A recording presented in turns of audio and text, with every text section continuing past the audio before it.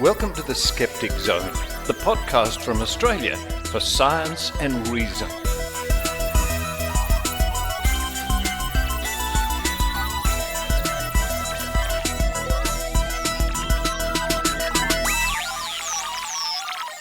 Yes, it's the Skeptic Zone podcast, episode number 722 for the 7th of August, 2022. For all you numerologists out there, what is the significance of 22? I have to wonder. It's Richard Saunders here, coming to you from Sydney, Australia.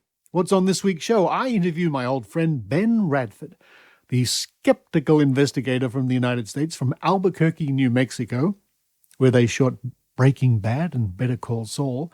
I know because some years ago when I was visiting Ben, he took me to one of the filming locations. Ben is going to talk to us about his new book, America the Fearful.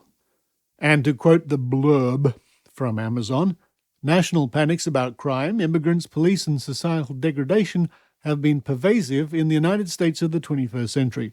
Many of these fears begin as mere phantom fears, but are systematically amplified by social media, news media, bad actors, and even well-intentioned activists. Ben tells us all about his book and the thinking behind it, coming up at the top of the show. Following that, it's part 2 of the Book of Tim, picking up from the week before last, about Perpetual Motion. And this is a reading from the Skeptic magazine entitled Never Ending Story. Following that, it's another skeptical poem by our great mate Jim Wilshire. Jim Wilshire, who we remember with tremendous affection. This week, Jim will read his poem, Mostly Ghostly. And there's a few more skeptical poems by Jim coming up in the coming weeks. Then to round off the show, it's a dive into Trove, where we look at the day that Adelaide, the city of Adelaide in South Australia, was miraculously not engulfed by a giant tidal wave and wrecked by an earthquake, as predicted at the time by an astrologer. Panic in the streets. Find out more about that in the Trove segment at the end of the show. No matter where you are listening to this around the world, and no matter what time. Sometimes, I even do this myself, I might be re-listening to the show afterwards to catch up on the show. It's a bit funny when you're producing the show, you don't always absorb it. And I find myself dozing off. Do you doze off? Do you find yourself dozing off to podcasts? I do. Is that a good thing or a bad thing? I don't know. It's time for me to run downstairs in that case. Run downstairs and have some pumpkin soup. Pumpkin soup with crusty bread and butter. While I do that, I hope you enjoy The Skeptic Zone.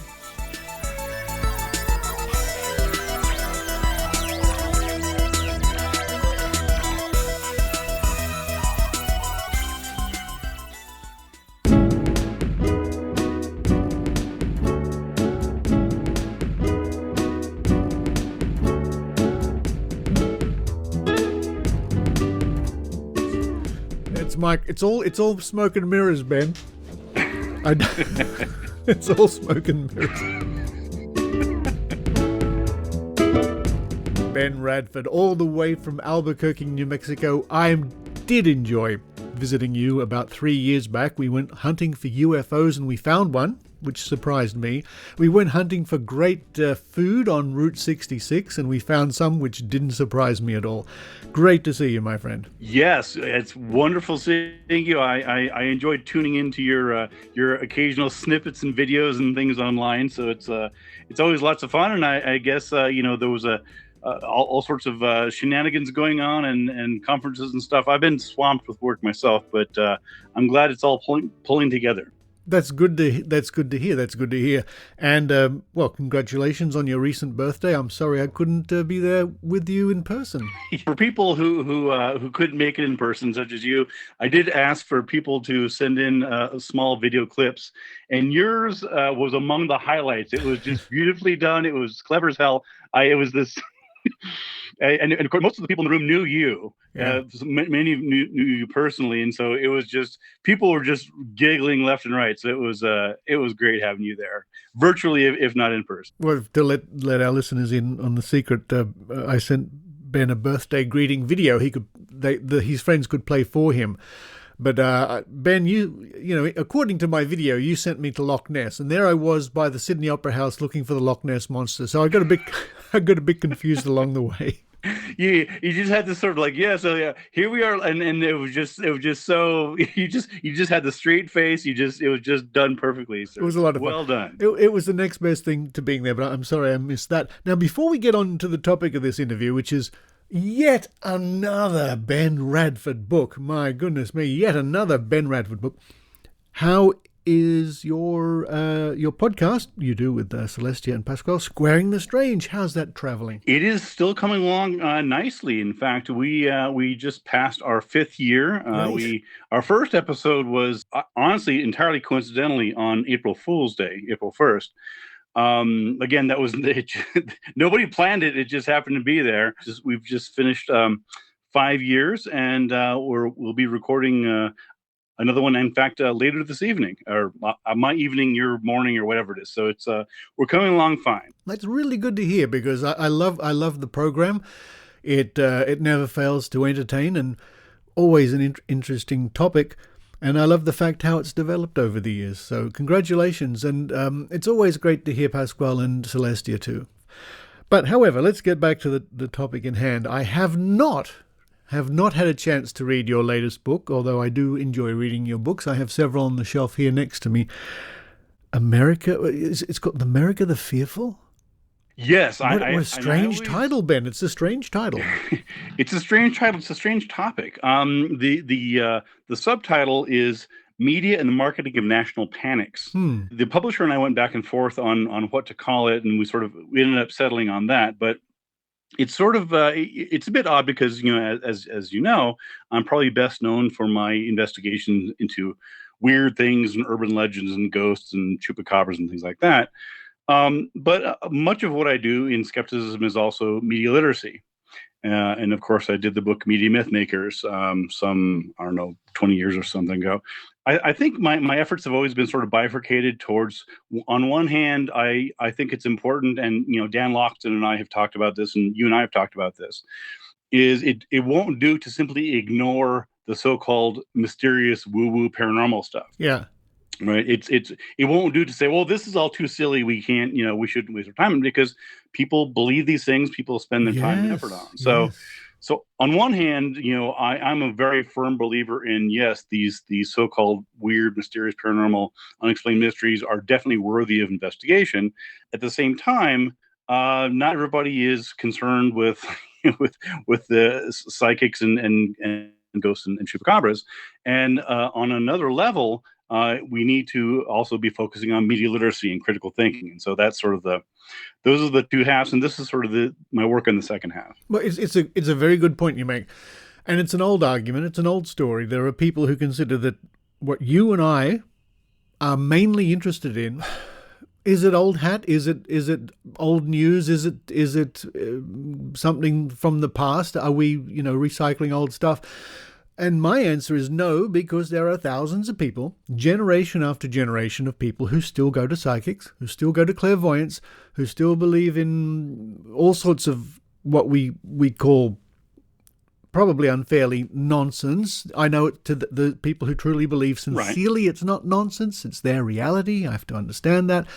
But it's stuff that keeps needing to be addressed generation after generation, because it's not like we fixed it 10 years ago. Absolutely. No, I could not agree more. And that's, I think there was an analogy, I think it was L. Sprague de Camp made it.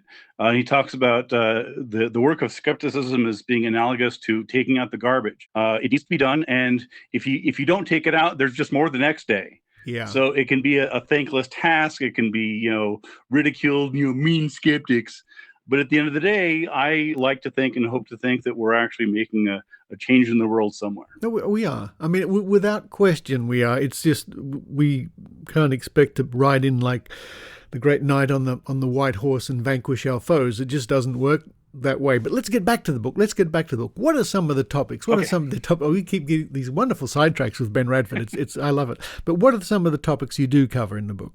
So there's a couple things that I should preface this by saying that originally the manuscript for this book was 250,000 words. Oof. And I had actually written it partly with Celestia Ward, my co-host and friend on Squaring the Strange. Mm-hmm. And unfortunately, just I took it to a couple of publishers, and they looked at it and they said, "Well, we don't publish phone books." Basically, like I'm sure it's lovely, Ben. We're not going to publish 250,000 words, and frankly, no one else will. So I was like, oh, because I had spent literally years, trying to construct this sort of overarching, these themes, sort of connecting these chapters, and it's sort of. But in the end, I had to cut it by 2/3, and the result is America the Fearful. And what I tried to do was sort of keep some of the main meaty themes in critical thinking and skepticism, literacy, sort of running through there, and hopefully at some point I'll be able to publish the other 2/3 in a follow-up of some sort. So yeah, basically the approach is that a lot of what you and I do, and I don't know if this is really obvious to many people outside of skepticism, but in many cases our role is to help calm people's fears.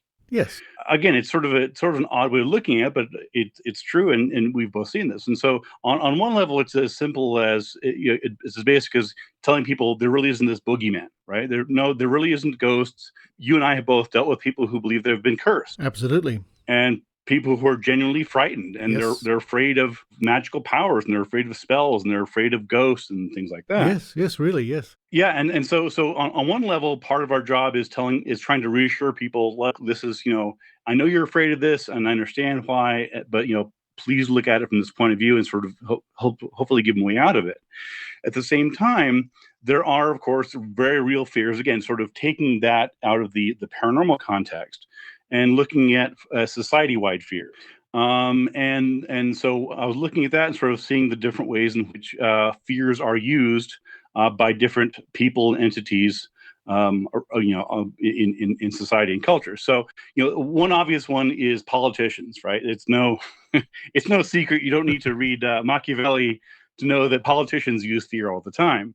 And during the time that I was writing the book, or part of the time, for example, one of many examples, one of them was people may remember Donald Trump's concerns over the migrant caravan. Oh, yes. Yes, there was, terrifying news stories coming out of Fox News and other places talking about how Trump was telling people, "Oh my God, there's these caravan of migrants coming up from Central America, and coming up primarily from Honduras and El Salvador up to Mexico." And there was all this drumbeat of like, "Oh my God, what are they going to do once they get here? They're going to bring diseases. They're going to go on murder sprees, raping sprees." It was just this transparent effort to demonize immigrants, and these were immigrants who hadn't even come to America's borders yet. Yeah. And they were clearly escaping, poverty and crime in their home cities and home countries. Again, primarily El Salvador and Honduras and Mexico. And it was just interesting to me how these migrants who were coming here trying to get to the U.S. for a better life were being characterized as, again, disease riddled and entirely deviant and mass murders. And what was interesting was as soon as that theme and that motif wasn't useful, Trump abandoned it, just like on a dime. Suddenly, Fox News wasn't talking about it. Trump wasn't talking about it. It was no longer useful. And again, there are many examples, but that's sort of one of the more higher profile ones. And then so good. There's politicians, and on a level, for example, advertisers. Right, advertisers often use fear. They use fear. Is your breath fresh enough? Are you handsome enough? Well, you're handsome enough. The rest of us aren't handsome enough. But there's all these different people and entities and corporations who. It's not always obvious, and sometimes it's sort of subtle, but they're all trying to nudge us one way or the other, oftentimes using fear. And then the other approach that I bring to it is, of course, folklore. As you know, I'm a folklorist, and I study. Yes. urban legends and rumors and things like that. And so in trying to frame these fears, I begin the book by talking about folklore and fairy tales. And it's easy to sort of think of fairy tales as being dusty old legends about Prince Charming and Snow White from hundreds of years ago. But in fact, fairy tales are very much with us. They pervade our discourse. They pervade our ideas. They pervade our metaphors. One thing about fairy tales is that they're binary, right? There's a hero and there's a villain. Yes, the big bad wolf is the big bad wolf. There's no two ways about it, right? It's not the ambiguously bad wolf. It's not the, the misunderstood wolf. Right. And Little Red Riding Hood's sort of purplish, but no, that's part of it. And so so we grow up with these fairy tales, these sort of compact narrative stories that are very simple to understand. They're easy to understand. There's the good guys, there's the bad guys. Everything is nice. Good is good and evil is evil. Yes. Yeah, it's all tidied up, at the end of the story. And of course we see this also on television and films, right? We see an hour-long television show. Well, the plot is introduced early on. There's the conflict, and then by the end of the show, not always, but oftentimes, there's a conclusion, and tune in next time for another one. But sort of to go back to the heroes and the villains, one thing that happens, of course, is that in real life, when we sort of use these stories to model what we're thinking about in real life and the things that we're seeing in the news, again, it goes back to good and bad and heroes and villains. And who is typically cast as the villain in these stories? It's immigrants. It's the bad people. It's people who are deviant or marked as deviant. Right. And they're so this is why in my book, I don't go too deep into it because I think it's in some ways it's kind of obvious and I don't want to patronize people, but there's a very real element of the boogeyman in these stories. And, the media very much play up the role of boogeymen in what we call marketing the national panics. It's interesting because, yes, the media will do this because, a lot of the media I've dealt with here in this country are looking for a simple narrative to tell people. And the simplest narrative of all is person X or group X is bad. Yes. And this is what we're trying to do about it. Or look, as you say, this caravan, I remember that at the time. And I do remember the news sort of just petered out about it. But it was, I could see how that could have been taken advantage of because it's great unknown hordes of people heading our way, call to action sort of thing. Absolutely. And on Squaring the Strange, I think it was late last year, we did a 3 or 4 part episode on moral panics, if people are interested, and we sort of go into it more depth there. But one thing I saw over and over again was these boogeymen, these people being cast as boogeymen just in case after case after case. And oftentimes in parallel with that, there was this sort of constant drumbeat of negativity. Yes. But basically, in a nutshell, and I talk about this to some extent in my book, Media Mythmakers, which I mentioned earlier. But of course, if you look at the ways in which people understand the world and the information we get, much of it is from the news media, and then not just news media, but then social media, which filters the news media. And in each of those cases, you have a selection towards the negative, the disastrous, the catastrophic, right? And so it's not that good news never makes the news, but it rarely, it's got to be super good news. It'll be 40 minutes of negativity and mass murders and disasters. And then there'll be like, here's 20 seconds of something good that happened. Isn't that normally the funny, fuzzy story at the end of the bulletin? Yes. And finally, before we go, this little dog was caught up a tree chasing a cat, but the local, or what we get here, and I know you've heard this before, it always makes you laugh. We get the story, it's the end of the news. Well, only in America. Here's this guy, or whatever. Right, you just had 40 minutes of Florida, man, and now you have only in America did you? Only in America. I don't know what your equivalent would be where you are. They might say only in Canada or only in Florida, right. Or only. Yeah. Well, but what's interesting is so again at each of these levels there is a selection bias or a confirmation bias, to use a psychological term, for the negative. And so, Yes. it's sort of obvious, but I think it's worth pointing out that the news media could report on anything in the world, and just by their nature, and this they're not intending to focus on the negative, but just the nature of what is newsworthy is often something bad.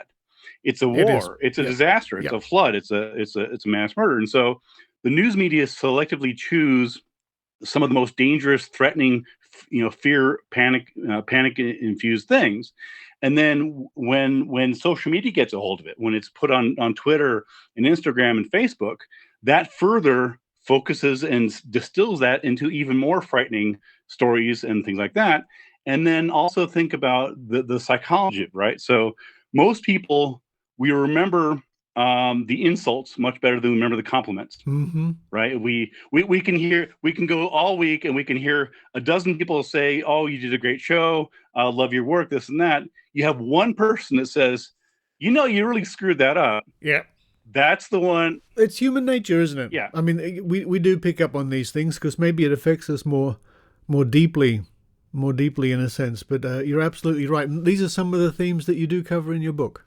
Yeah, and so again, there's lots of. I go into the legends. I go into the some of the narratives. I go into the ways in which fear is monetized, and then I sort of wrap up with sort of what are the consequences, right? I mean, I and others can point out the different ways in which fear is used, but there are very real consequences to this. And one of the first steps that I argue is just to identify it, just to recognize how fear is marketed to people. And again, the topic is America, but this actually applies generally. I mean, much of this applies in Australia and Belgium, anywhere Sure. else. One of the themes here is that, look, we have finite resources. We have finite attention spans. Our politicians have finite attention spans.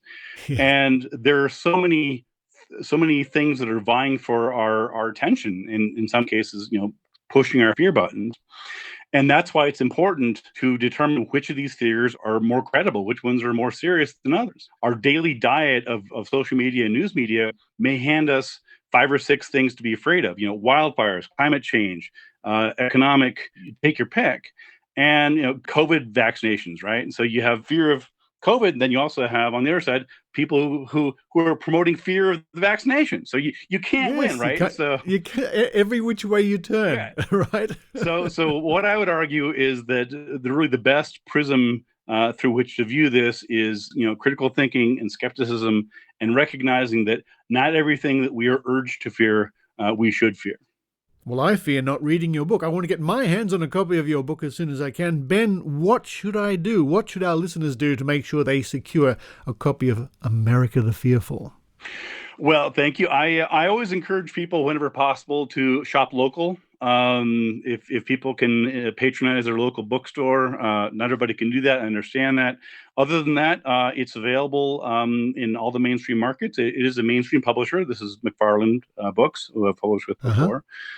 So yeah, check it out. Check it out, folks. I will add a link to that publisher in this week's show notes, and I'll add a link to your site too, Ben. And just for our listeners' benefit, where can people go to find out more about you?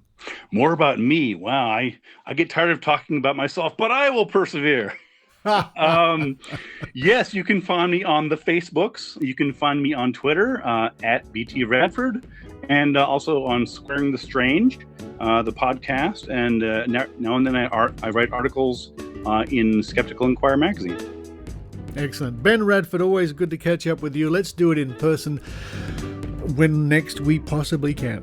Absolutely, love to. Thank you.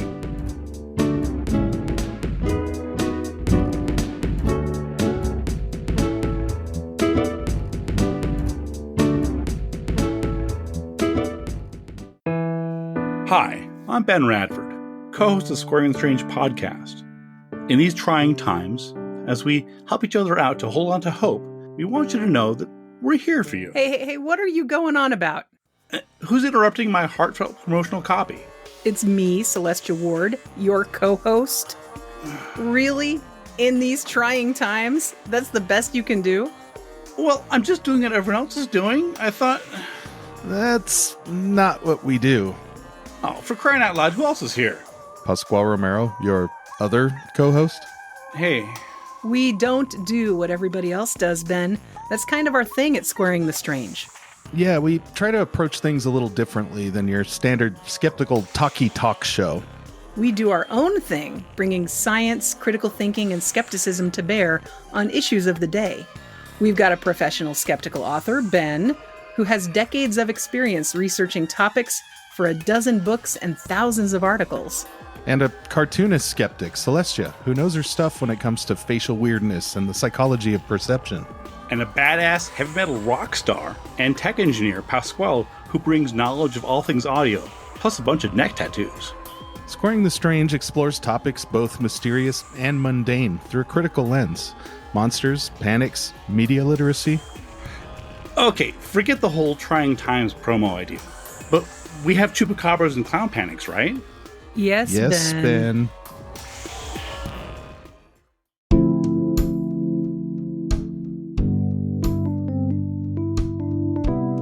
And now, a reading from the Book of Tim with Tim Mendham.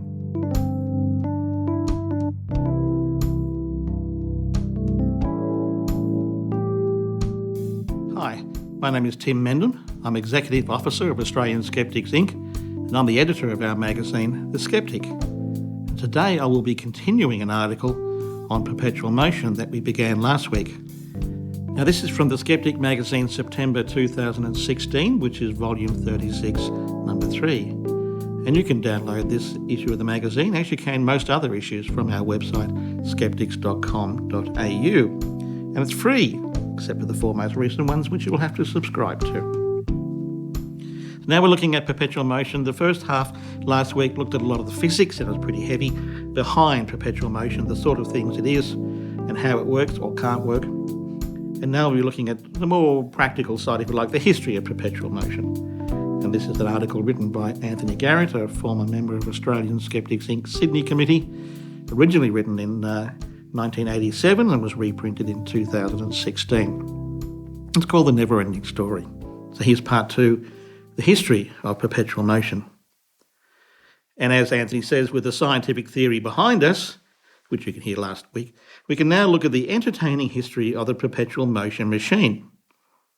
And much of the following that Anthony uses is adapted from a book by Arthur Ord Hume called Perpetual Motion, The History of an Obsession.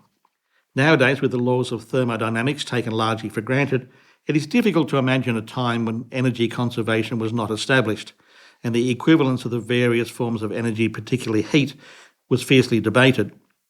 Yet such was the situation up to the middle of the last century, and we're talking 1800s here, and we owe it to the early proponents of perpetual motion to judge them by their own time. A Sanskrit manuscript from the first half of the 5th century refers to a wheel free to rotate about a horizontal axis, with sealed holes half filled with mercury drilled radially in from its circumference. Once started, the hole was supposed to maintain its rotation. Presumably, its inventor believed the extra moment arising when the mercury on the descending side of the wheel moved into centripetal force from the inner end of its container to the circumferential end provides sufficient impetus to keep the thing going. This is the earliest known coherent suggestion for perpetual motion. In reality, it is not a machine of the first kind and fails because of friction to be of the second kind.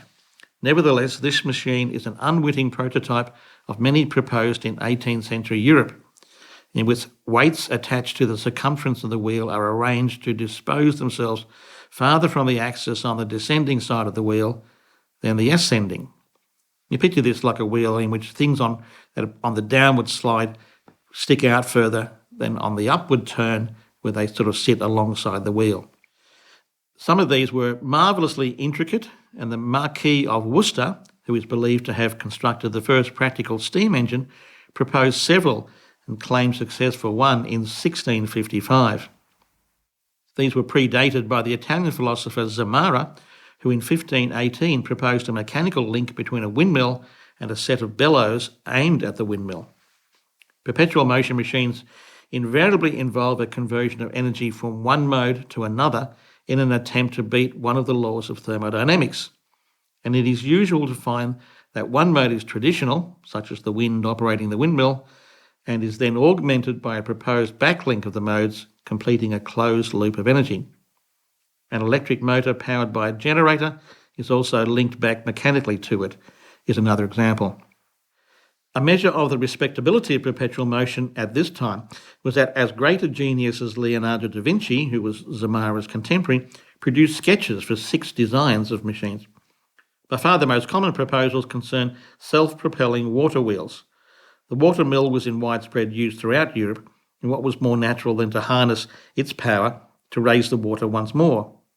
Escher's visual pun exemplifies this concept, water going down and then up again and down and up again in a never-ending loop. The appropriately named Robert Flood, 1574 to 1637, and George Bockler of Nuremberg were 2 leading visionaries of this kind. It mattered little that Bishop Wilkins tested a similar scheme of his own in 1648 and became sceptical as a result of its failure. Perpetual motion was in the air of the times. From the 1720s onwards, proposals were rife. It is assuredly no coincidence that the idea was only laid to rest once the Industrial Revolution was consolidated, when testing and failure became a matter of routine.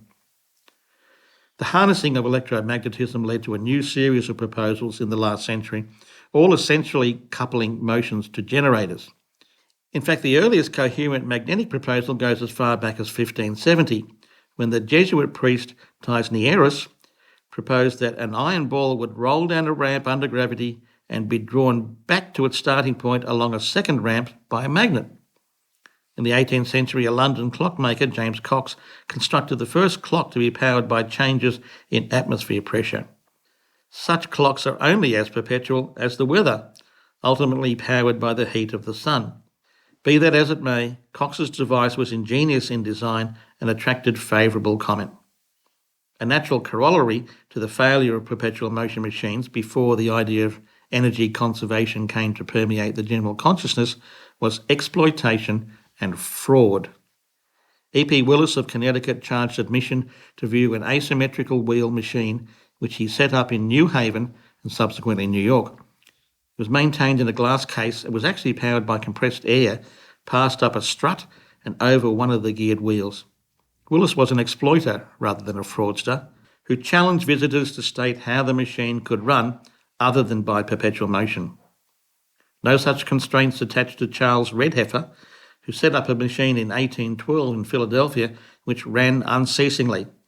Needless to say, viewing was not free of charge.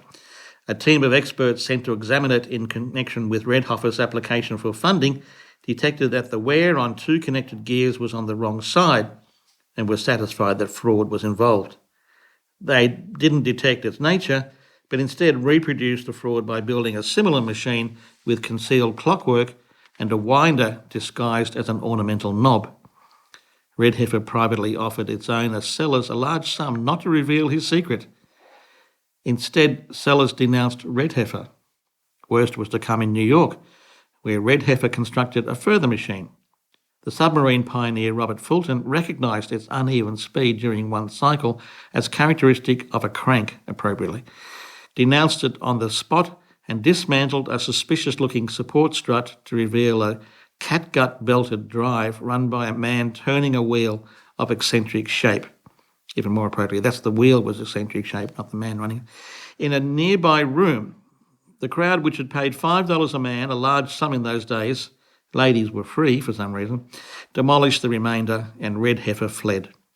But the finest fraud was perpetrated by John Keeley, again of Philadelphia. In 1875, he unveiled a complicated variant on the steam engine in which he would blow into a nozzle for half a minute and then pour 5 gallons of water into it. After a whiz-bang show of manipulating various valves and taps, he would then announce the apparatus was charged with a mysterious vapour at a pressure of 10,000 pounds per square inch. Keeley claimed the power source was the disintegration of water. Latter-day enthusiasts prefer, like Keeley, to tap new forms of energy rather than deny its conservation. This is theoretically possible, but it is extremely unlikely that new exploitable forms will be found. And even so, it would still not provide something for nothing. The main reason for Keeley's success, he raised over $1 million to set up the Keeley Motor Company, was showmanship. Keeley was an imposing figure with an air of honesty about him. He was fond of baffling the uninitiated with phrases such as hydropneumatic pulsating vacuum engine, sympathetic equilibrium, etheric disintegration, and quadruple negative harmonics. Such pseudoscientific terms are often used by today's charlatans. Plus ça change. The more things change, the more they stay the same. With the initiated, he was far more guarded, and pains were taken to ensure no man of science was permitted to examine the machine too closely. In the 1880s, the Keeler Motor Company, discouraged by his failure to produce a commercial motor, cut off his funding. He found an alternative source in a wealthy widow, Mrs. Moore, who had faith in his ideas, and promptly unveiled a new one, vibrating energy in the ether, which underlay the disintegration of water. The motor company sued him for reimbursement, but he claimed his latest idea was unrelated to those he had uncovered under his aegis and refused to pay. After a spell in prison, he succeeded in satisfying the court of this. Keeley was forced to tread warily when his benefactors attempted to have leading scientific figures validate his device. Tesla and Madison declined, but a visit in 1895 led the engineers involved to suspect compressed air sources. They were right. After Keeley's death 3 years later, the son of one of his backers promptly rented the house and found it was comprehensively wired to a 3-ton air tank in the basement. The first patent on a perpetual motion machine proposal was granted in Britain in 1635, only 12 years after patenting was introduced. By 1775, though, the Parisian Academy of Science was sufficiently disillusioned to refuse to accept schemes.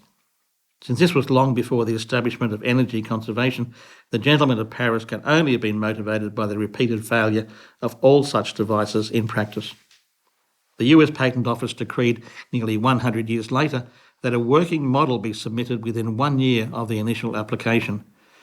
But enthusiasts still gummed up the works with unimplemented proposals, and finally in 1911 a working model was demanded from the start. This rule was challenged in the courts, and in 1979 inventor Howard Johnston finally won US patent number 4151431 on his proposal. Nevertheless, it is hardly accurate to suggest that the world waits with bated breath for a working model. The story of perpetual motion exemplifies the entire human endeavour, an upward crawl to enlightenment with theory and practice advancing side by side, momentous discoveries by pioneers which ultimately become the bedrock upon which the next advances are built, and ever the charlatans seeking to exploit ignorance for their own gain. Anthony says, I have chosen to present the whole business as a case history rather than a warning. But if any lesson is to be drawn, it is that the best insurance against charlatanism is a scientifically educated public. In the mid-1980s, a Los Angeles jury acquitted a perpetual motion inventor of fraudulently raising up to $685,000 US from the gullible, because, the attorney later found, they believed perpetual motion and energy creation were possible. The sooner that can no longer happen, the better.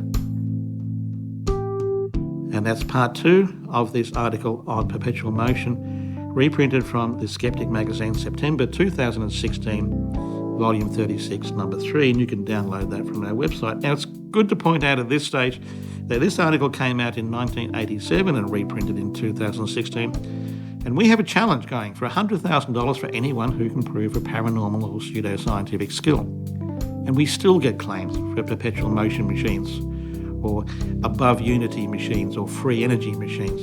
And most of them still run on the same principles that Anthony described, created in the 1500s, 1600s. And yet people still believe them, and they still believe they can avoid the laws of thermodynamics and the conservation of energy. And it's sometimes quite sad to see people investing their money, lots of money, trying to create these machines sincerely, most of them, who really believe they can do it, one after the other, and we have to point out to them, we'd love to see it in practice, but it's highly unlikely that it will work as you've described it. So you can read that issue of the magazine. As I say, you can download it for free from our website, skeptics.com.au, along with virtually every other issue of the magazine, dating back to 1981. So we have a long history of Skeptic magazines here, and I hope you enjoyed it.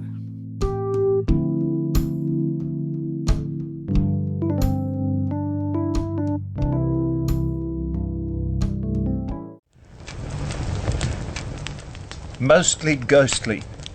There's something lurking in the shadows. Hey, are you a ghost? A soul departed? Or maybe you're an angel looking for a host. This time, there was an answer. When windows started to rattle, the table rose, then crashed to the floor, and we were set for battle. The camera's word as the ghost appeared in the cold air there, with bony fingers, bold knuckles, craggy face, and straggly hair. Eyes set back deep in their sockets, staring, stark, raving, mad. Would this be a clash of violent wills? Could this be really bad? Never had I seen such a visual trick as this sight I saw before me. If it was a trick with smoke and mirrors, but nothing did assure me. Just a realistic sight of an unrealistic thing, a ghost from the dead. And I tried to think what I'd eaten that put chemicals in my head. It spoke in a feeble, scratchy voice, and I hardly heard a word. My heart pounding beyond my choice was all I really heard, and the table started trembling, and it danced across the floor as the ghost looked straight at me, so he could see what I was for. Find my corpse, find my dead body, his words scratched the air, and I looked into his eyes, where I got trapped inside his stare. I'm asking for help from you, an unbeliever, he wheezed. You must help me find my body. And I felt my body squeezed. Could this really be a disconnected spirit from beyond the real? I tried to convince myself that I couldn't see or hear or feel, but it was as though I could see into his brain and he mine, and the cold concept sent cold shivers up and down my spine. His look bored its way to the back of my skull, through my eyes, and I saw his naked soul, stripped of life, of truth, and of lies. Then his tenuous grip on my world started to slowly loosen hold, and the room was sucked of light, and without the light was cold. This glorious apparition was disintegrating, fading with his hope, going back to the world between worlds, sliding down the slope, disappearing as he had appeared, and vanishing from my mind, until a strange, uneasy feeling was the sole thing he left behind.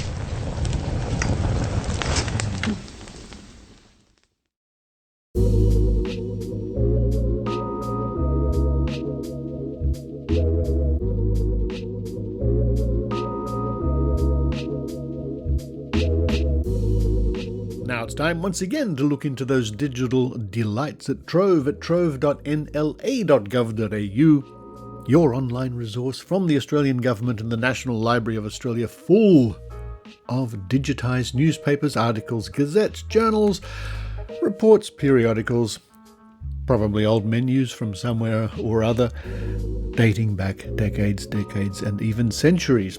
And we've had a lot of fun looking up all sorts of paranormal goodies, as reported in the pages of newspapers here and overseas in the past couple of years. And as I like to say, you'll never know what you'll find, and quite often when I'm researching one topic, I come across interesting things to do with another topic. And I've discovered something that happened in the mid-1970s I was not aware about. And this is to do with a prediction of a disaster. And so we turn to the pages of the Canberra Times, and I think most of what I'm going to talk about today comes from the Canberra Times. This is dated the 1st of January 1976. Where was I on the 1st of January 1976? Probably in a caravan. In a caravan park somewhere, because that's what my family did in the mid-70s. Anyway, the story says, prediction of quake causes rumblings. Adelaide, Wednesday. A prediction that Adelaide would be struck by an earthquake and tidal wave on January 19 is causing rumblings in the city. Mr. John Nash of Marylands, who made the prediction some weeks ago, has received telephone calls threatening his life if anything happens. "I don't care what people think of me," he said. A former Queenslander, Mr. Nash is leaving Adelaide in 2 days with his wife and 2 children and is heading for Western Australia. Referring to his prediction, he said, "I was gardening one day when a flash came to me warning of an earthquake and tidal wave." Clergymen have had calls from apprehensive parishioners. Father Mercier of Brooklyn Park preached a sermon to allay people's fears. Central Methodist Mission Superintendent, the Reverend Keith Seaman, said the forecast was causing unnecessary anxiety. One enterprising used car firm has advertised, quote, "earthquake clearance sale. Prices are crumbling. Buy your escape machine early." And again we turn to the Canberra Times, dated the 12th of January, so almost 2 weeks later. 1976. Adelaide worry on prediction of quake. Adelaide, Sunday. A prediction that Adelaide would be devastated by an earthquake and tidal wave on January 19 has stirred up a storm of controversy. The prediction was made by a former Adelaide, quote, "clairvoyant," end quote, Mr. John Nash, now living in Western Australia. Since his prediction, at least 3 Adelaide families have sold their houses and left the state. Prediction ridiculous. A Roman Catholic priest of Brooklyn Park described the predictions as, quote, "ridiculous," end quote, and said they were causing his parishioners anxiety. The Adelaide seismologist, Dr. D.J. Sutton, said there was no scientific evidence to support Mr. Nash's prediction. He dismissed it as poppycock. To allay people's fears, particularly those of migrants, the Premier of South Australia, Mr. Dunstan, said he would be spending January 19 on the beach at Glenelg. Despite all the assurances given, some people are arranging to be out of the city on that day. Now, isn't it interesting that the reports so far defer or refer to religious people for comment or to allay people's fears, and only so far one scientist? And oddly enough, the next entry we have is from the Papua New Guinea Post-Courier, dated the 14th of January 1976. A King Canute for a day. Adelaide, Australian Associated Press. The South Australian Premier, Mr. Dunstan, is planning to do a King Canute on a day. An astrologer here predicted this city of more than 800,000 people would be devastated by an earthquake and a huge tidal wave. Mr. Dunstan told newsmen today he would stand on the city's Glenelg beach on January 19, the day Adelaide house painter and self-styled seer, Mr. John Nash, forecast the disaster would occur. Mr. Nash's prediction received wide publicity here. "A lot of people have been frightened by this ridiculous prediction," Mr. Dunstan said. The leader of the state's Liberal Party opposition, Dr. David Tonkin, later criticised Mr. Dunstan's plan, describing it as a publicity stunt. "The whole thing has been blown up out of all proportion," Mr. Tonkin said. Now, in the Canberra Times on the 15th of January 1976, a very lengthy article about this whole affair under the title "Wicked City Awaits Its Doom." So I'll read some of this. It says, from our South Australian correspondent, "This may well be the last report I shall ever file from the Athens of the South. Soothsayers have predicted that next Monday, January 19, this fair city of 800,000 souls will be destroyed by an earthquake and accompanying tidal waves. All South Australia is talking about the doom to come. Some people think it will be a judgment for decaying moral standards, which they consider has turned our Athens into something of a Gomorrah these past 10 years. First of all, the former Premier, Mr. Hall, abandoned 6 o'clock closing. Now that incidentally means when the public bars were closed every evening. His Attorney General, Mr. Millhouse, legalised abortion.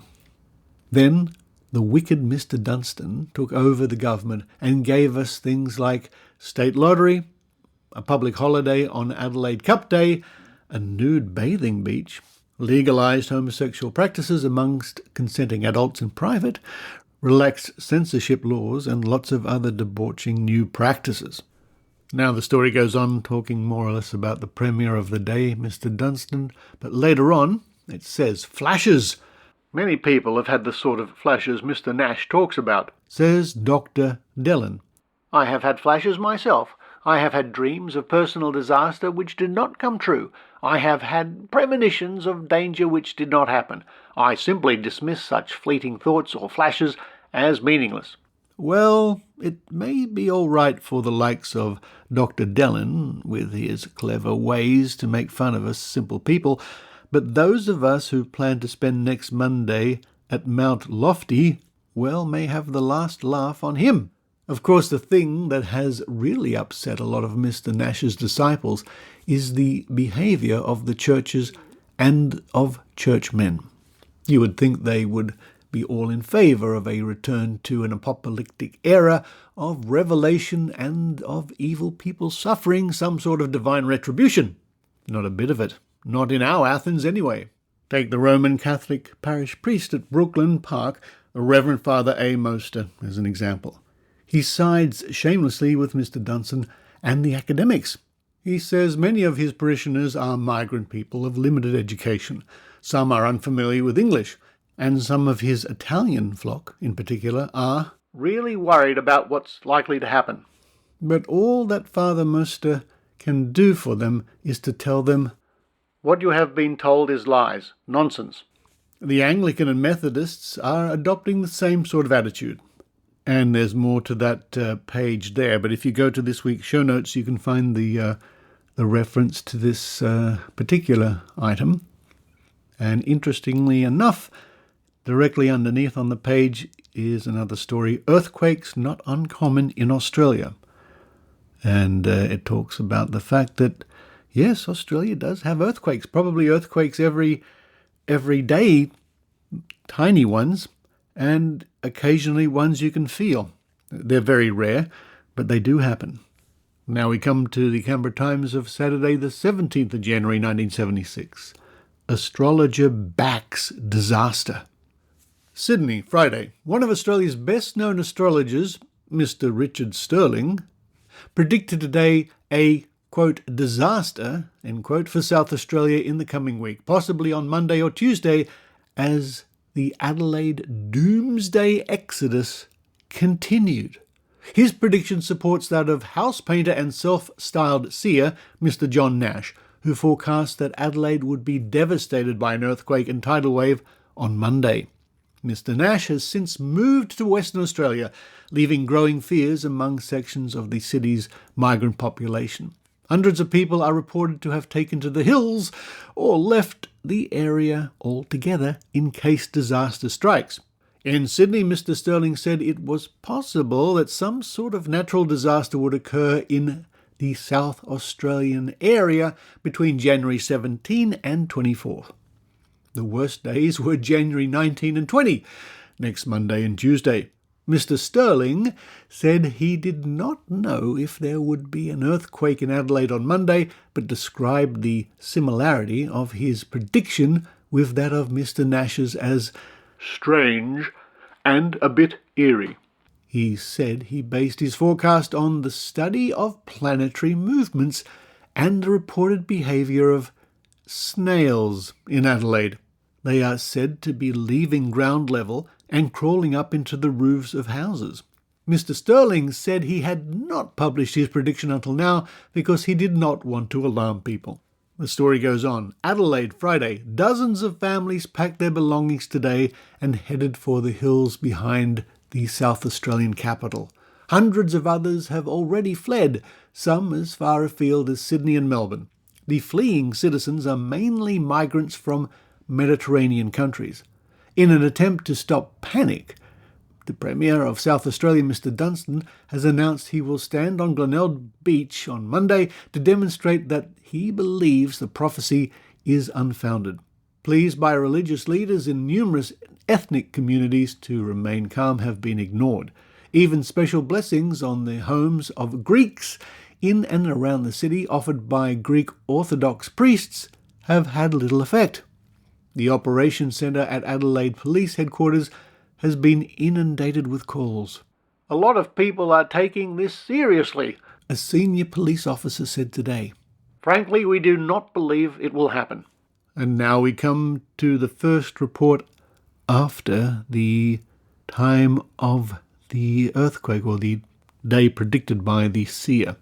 And this comes to us from Tuesday, the 20th of January 1976 in the Canberra Times. Seer still waiting. Melbourne, Monday. The man who predicted the earthquake, 40-year-old house painter Mr. John Nash, said tonight he still believed Adelaide would be destroyed. "One saw the vision at noon, but that does not mean that the earthquake was going to happen at that time," he said. It was possible the catastrophe would happen by midnight tonight, or possibly tomorrow. Mr. Nash said his wife and 2 children have rented a home in a Melbourne suburb. He is unemployed and said, "It's hard for a person like me to get a job." Asked if he would eventually return to Adelaide, he said, "There won't be any Adelaide to go back to." Attempts might be made on his life or his family's, whether the disaster struck Adelaide or not, he said. "The people who have sold everything have threatened me if the disaster does not occur," he said. "If it does happen, people will say I caused it." And finally, we come to the Canberra Times dated the 20th of January, Tuesday, the 20th of January, 1976. The disaster day that did not happen. Adelaide, Monday. The Adelaide earthquake and tidal wave scare culminated today in the greatest non-event of the new year. The weather remained fine and mild. The local seismologists could not detect even the mildest earth tremor anywhere, and not even a pigeon dropping seemed to have been dislodged from city buildings. It was the hardly surprising anticlimax to several weeks of rumours based on the predictions of an obscure house painter named John Nash, who played the part of an amateur clairvoyant in his spare time. He said last November that Adelaide would be destroyed and inundated by the sea late in the morning of January 19. Most Adelaide citizens went about their business as usual today. Several thousand entered into the fun of the thing and held earthquake parties on Sunday night or went to a gay celebration at the metropolitan beach of Glenelg early today. Staggered leaders. But what staggered most community leaders was the credulity of large numbers of citizens.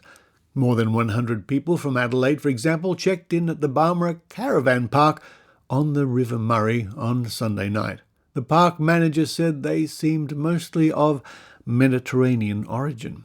Most had piles of personal possessions with them, and some brought cats, dogs, and birds in cages. Many Adelaide shops and factories also reported even higher absenteeism than usual on a Monday. Some of the absentees may merely have been taking advantage of a new excuse for malingering, but some were undoubtedly genuine in their fear.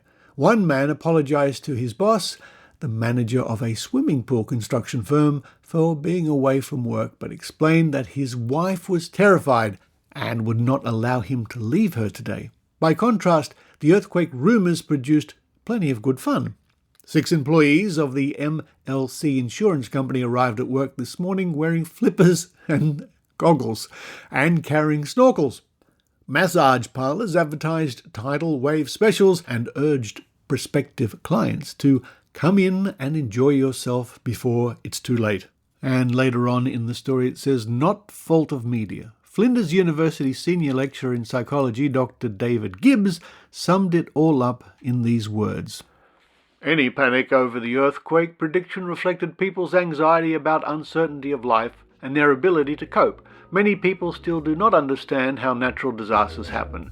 So if someone prophesies a disaster in specific terms, giving times and dates, and the media pick it up, they will react accordingly.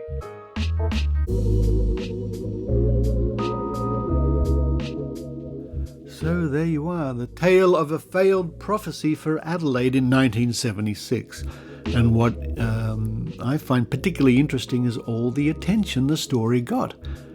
And apparently thousands of people were very worried just because somebody had a dream or a flash or a feeling or made it up that the city would be suffering an earthquake and tidal wave. I don't know whatever happened to John Nash after that. But just harking back to the earlier report I read, dated the 17th of January 1976, where the astrologer Richard Sterling backed the prediction of disaster. Richard Sterling was a prominent media astrologer of the day. I remember he had a regular column in some publications, including the Australian Women's Weekly. And maybe his predictions might be the subject of a future Trove segment. I have no recollection of this story whatsoever. I was a bit young at the time, so something like this probably wouldn't have come to my attention. I was too busy watching the goodies and Doctor Who, I think. And don't forget that you too can find out all sorts of interesting things about disasters that did not happen in the pages of Trove at trove.nla.gov.au, because you'll never know what you might find.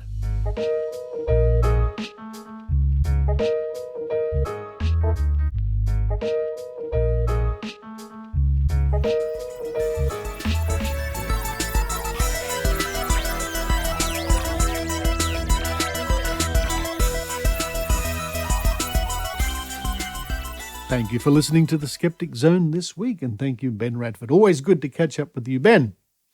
Now, if you go to skepticzone.tv, the webpage for the Skeptic Zone, skepticzone.tv, you will find at the end of this week's show notes a link to some videos by Australian skeptics, or I should say featuring Australian skeptics. Actually, they are by Australian skeptics and or featuring Australian skeptics over the decades, where we've put various paranormal and pseudoscientific claims to the test. You can see various water divining documentaries listed there, including James Randi in Australia, some very old investigations regarding magical water polarizers, and a very strange one indeed from almost 20 years ago, where the claim was that someone could hypnotize stem cells to increase the breast size in women. Yeah, that's all there. Have a look. The link is on this week's show notes.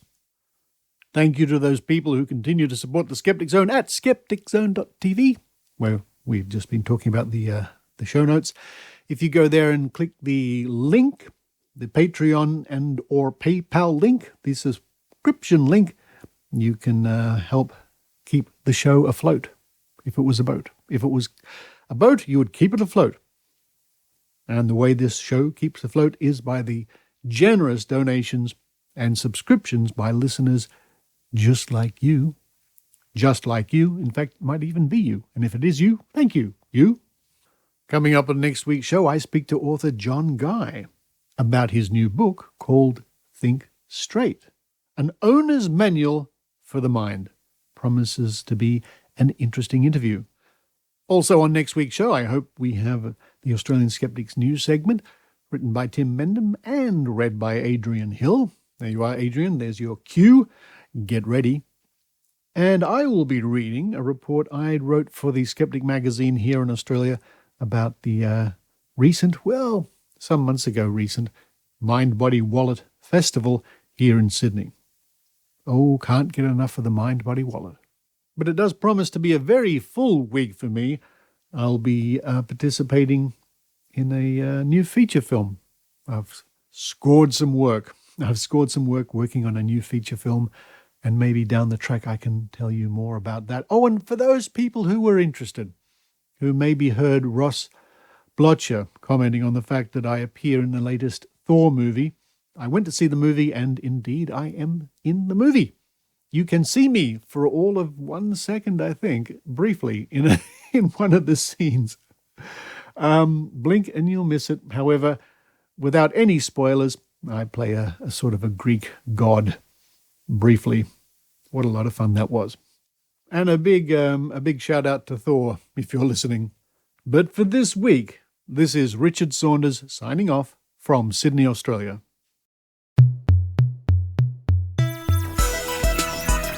You've been listening to the Skeptic Zone podcast. Please visit our website at www.skepticzone.tv for show notes, contacts, and to access the back catalogue of episodes going back to 2008. You can follow the Skeptic Zone podcast on Twitter at Skeptic Zone, visit our Facebook page, or leave a review on iTunes. You can also support the Skeptic Zone via Patreon or PayPal. The Skeptic Zone podcast is an independent production. The views and opinions expressed on the Skeptic Zone are not necessarily those of Australian skeptics or any other skeptical organisation.